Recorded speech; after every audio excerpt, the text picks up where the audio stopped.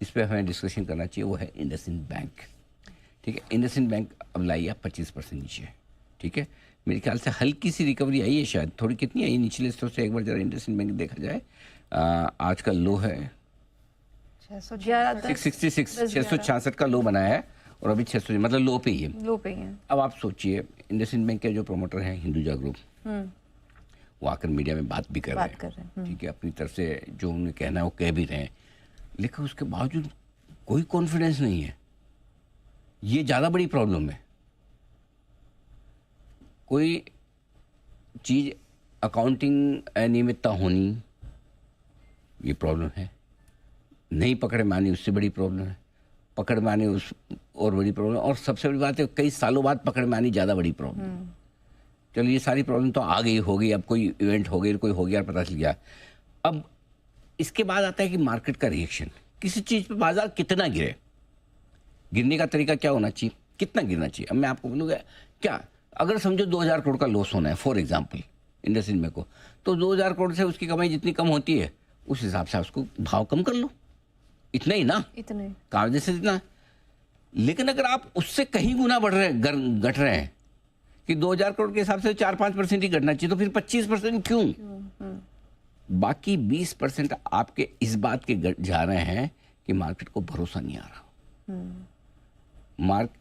बात 2000 करोड़ के नुकसान की, 1500 करोड़ के नुकसान की नहीं है, बात मैनेजमेंट की क्वालिटी की है, बात डिस्क्लोजर्स की है, बात आरबीआई की तरफ से एक्शन की है, बात आरबीआई की तरफ से डिस्कम्फर्ट की है, जो इस प्राइस में दिख रहा है। और अगर मैनेजमेंट के साफ साफ स्टेटमेंट देने के बाद इंटरव्यू, एक तो तरीका ये कि मैनेजमेंट खाली आपको वो भेज दे नोट, एक्सचेंजेस पे अपनी तरफ से क्लेरिफिकेशन की है एक्सचेंज, अब तो उसमें तो कोई नोट भेजने जैसी गुंजाइश है नहीं, क्योंकि डिस्क्लोजर बैंक से ही आया। दूसरा है कि मीडिया में जाके बात करे या बताए, या एनालिस्ट कॉल करके बताए कि भाई हम क्या सोचते हैं। लेकिन अगर 1% स्टॉक ना बढ़े किसी लेवल से, अगर 25% घटा हुआ स्टॉक, मैनेजमेंट आकर 15 मिनट, आधा घंटा, 20 मिनट बात करे और स्टॉक न हिले, इसका मतलब क्या है? ये बहुत बड़ा संकेत और अच्छा संकेत नहीं है इंडसइंड बैंक के लिए। मतलब ना बैंक पे भरोसा, ना बैंक के प्रोमोटर्स पे भरोसा है। ये मैसेज बाजार देने की कोशिश कर रहा है साफ साफ, विच इज मोर स्कैरी, ज्यादा डराने वाली चीज है। मेरा दिल बैठ रहा है मेरा। अगर कई बार होता है ना कि प्रोमोटर आके बोलता है भाई ऐसा नहीं, ऐसा है, ऐसा नहीं, ऐसा है, ये नहीं, वो आके बोल रहे और खड्डे नहीं है, और कुछ ऐसा नहीं निकलेगा, ये नहीं होगा, वो जो भी बोलना है, बिल्कुल, तब तो स्टॉक रिएक्शन दे रहा है कि भाई 25% वाला 5% बढ़ जाना कोई बहुत बड़ी बात थोड़ी नीचे से, लेकिन 5 रुपया ना बढ़े, ये तो ज़्यादा चिंता की बात है। सो आई मीन इंडसइंड बैंक, पता नहीं, अब देखो मार्केट का भरोसा जीरो है बिल्कुल इस वक्त, बहुत तकलीफ वाली बात। बिल्कुल, और ये पॉइंट आपने सही कहा कि जो 1500 करोड़ की बात की जाती थी, कितना ही इम्पैक्ट आया, 1-2 क्वार्टर का 2.5% आपकी नेटवर्थ जा रही है, ठीक है, 2.35% नेटवर्थ है, उसके सामने आप कितना गिराओगे? 2%, 5%, 10%, करेक्ट, इससे ज्यादा क्या? बिल्कुल, 25% घट के भी, और जबकि ब्रॉडर मार्केट, बाकी मार्केट खराब नहीं हो रहा, बाकी खराब नहीं हो रहा, और ये कोई mid cap small cap share नहीं है, निफ्टी का स्टॉक है, ज्यादा दिन नहीं रहेगा वो, आप और हम जानते हैं लेकिन आज तो है ना, सोचो।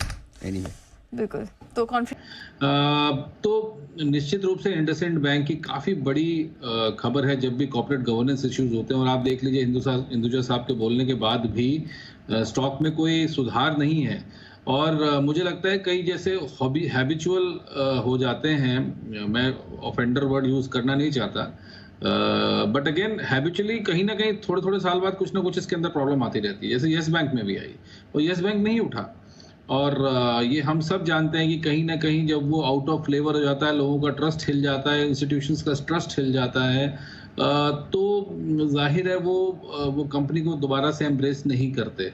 तो ये बड़ी बात है, और मैं भी हिंदुजा साहब का इंटरव्यू सुन रहा था किसी और चैनल पे, तो उन्होंने ये बात बोली कि ये बात हमारी मैनेजमेंट ने पकड़ी है, किसी ऑडिटर ने नहीं पकड़ी, तो ये बहुत बड़ी बात है। मगर इसकी रिपोर्टिंग 6 महीने बाद क्यों हुई?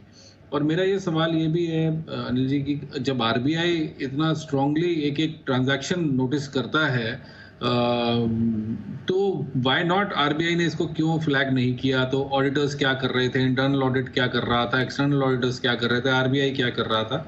तो ये बहुत सारे सवालिया निशान हैं, और निश्चित रूप से मुझे लगता है कि जो मैनेजमेंट अभी बोल रही है उसके बाद भी मार्केट को कॉन्फिडेंस नहीं है। Coming back to the point, Siddharth केवगा साहब, इंडसइंड बैंक तो कुछ करने लायक रहा नहीं, अगर उस पर भी कोई ओपिनियन हो तो बताएं, लेकिन बाकी बैंक बंधन, एयू स्मॉल, आरबीएल जैसे ये भी कमजोर हैं, इनमें क्या किया जाए? Anil ji, good afternoon. देखिए, इंडसइंड पे तो back to back negative news flows चल ही रहे हैं। जो सबसे बड़ा क्वेश्चन है आज लीडरशिप के ऊपर कि मैनेजमेंट क्या कर रहा था, इतने टाइम लगी इनको पिछले 7-8 साल के डिस्क्रिपेंसीज को रिपोर्ट करने में। तो ये डेफिनेटली एक चिंताजनक विषय है, क्योंकि नंबर्स तो देखिए, अगर आप कोर बिजनेस की बात करें वहां पर प्रेशर है। जो माइक्रो फाइनेंस बुक है वो Q4 में बहुत ही वीक नंबर्स आएंगे। तो अक्रॉस द स्ट्रीट जो अर्निंग्स है वो डाउनग्रेड साइकिल पे भी चल रहा था, और उसके ऊपर back to back negative news flows. तो हमने भी स्टॉक को डाउनग्रेड कर दिया है, हालांकि न्यूट्रल कह रहे हैं, लेकिन मुझे लगता है कि ये स्टॉक से दूर रहे। 2-3 क्वार्टर लगेगा इन्हें संभलने के लिए। और जो बोर्ड है, जो मैनेजमेंट या प्रमोटर्स जो आके टीवी पे भी बात कर रहे हैं, मुझे लगता है उनको नया एक जो सीईओ ढूंढने में, और जब तक वो अनाउंस नहीं होता है, वो नए सीईओ को आकर हाउस इन ऑर्डर जब तक नहीं करते, तब तक इस स्टॉक से दूरी रहे। तो डेफिनेटली ये एक अवॉइड है। अगर आप बैंक्स की बात ओवरऑल, तो हमें लगता है कि ये जो अभी इंटरेस्ट रेट कट साइकिल है, यहाँ पर अगर देखें तो NBFCs would be much preferable compare to banks, because banks को जो कॉस्ट है वो पास ऑन करना पड़ता है, और क्रेडिट ग्रोथ इतना स्ट्रांग है नहीं। तो इसके वजह से हमें लगता है कि थोड़ा सा निम कंप्रेशन होगा, और जो स्पेसिफिकली जो एसएमईज एमएसएमईज कैटेगरी में काम ज्यादा करते हैं, वहां पर थोड़ा सा ग्रोथ चैलेंजेस रहेंगे। तो ये क्लियरली ये सेगमेंट, अगर आप बैंक्स देखें तो जो लार्ज कैप बैंक्स है, आईसीआईसीआई, एसबीआई, ये दो ही हमारे प्रिफर्ड बैंक्स रहेंगे अगर प्ले करना है अगर फाइनेंशियल्स को। तो एनबीएफसीज इज समथिंग, हमें लगता है कि यहाँ पर साइकिल इंप्रूवमेंट होगा। तो श्रीराम फाइनेंस एक हमारा प्रिफर्ड चॉइस रहेगा, जहां पर हमें लगता है कि व्हीकल फाइनेंस में इंप्रूवमेंट है। कंपनी ने अपना बुक भी डाइवर्सिफाई किया है अक्रॉस 2-3 अदर सेगमेंट्स। वैल्यूएशन भी काफी अट्रैक्टिव है। तो अगर देखा जाए तो one stock from the financial that we can pick is Shriram Finance, जिसमें हमें लगता है कि अच्छी खासी पॉजिटिविटी बन रही है।